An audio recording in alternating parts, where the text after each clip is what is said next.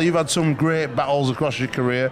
You've been hugely successful. Golden Boot winners, not many of them around. Another one who just walked in, Gary Schofield, and we'll speak to him later on. But recently, you've battled cancer.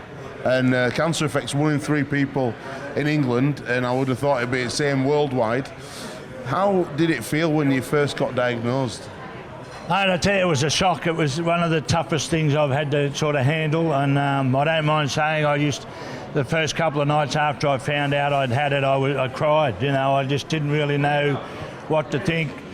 Obviously, you think of your family, thought of my kids and what it's going to be like for them, but once I spoke to the specialist and she explained to me exactly what type of cancer it was and how they've been able to control it and everything like that, I felt a lot more comfortable. I'm feeling very good at the moment. Everything's going well.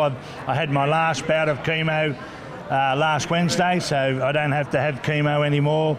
It's just a course of injections now to keep it under control, but hopefully, yeah, it'll sort of subside, and the tumour I had was quite large, but it's now shrunk by about 1/3 or 2/3, so all things are looking positive, so I'm very confident that this could be another 10 or 15 years before it may even flare up again, and as we know with medical science nowadays, God knows what they'll have or what they'll come up with in 10 or 15 years time. It could be a case of taking a pill or having an injection and everything will be fine, so I'm happy with those odds, but at the moment it's all going well, it's all been good, very positive. Mate, it's a great attitude to have. I've got family members who've sadly passed away from cancer, and it affects so many people, but there's always hope, and you've got to remain positive.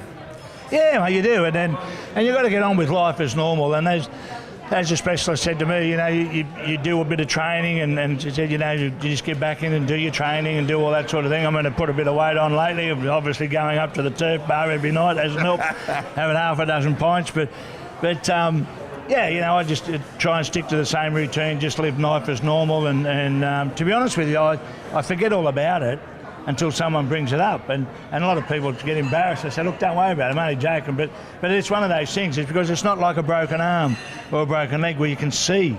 It's inside the stomach cavity, and it doesn't make me sick or anything, so it's something that I sort of forget about, and it's been great at the moment. Everything's going well.